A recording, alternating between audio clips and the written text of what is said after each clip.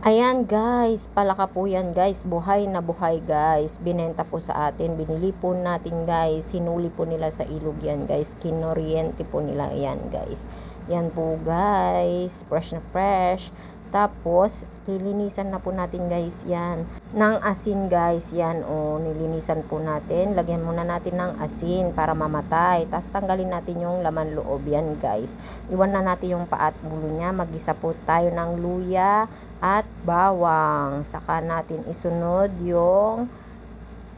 sibuyas, yan guys, sibuyas, tapos gisa-gisahin natin yan, tapos ilagay na po natin yung palaka guys, yan na po yung nalinisan, nahugasan po namin yan ng mainit na tubig, tapos lagyan na po yan ng tubig guys, saka lagyan natin ng timpla, tapos hanggang maluto, antayin po natin lumambot yung palaka, saka natin ilagay yung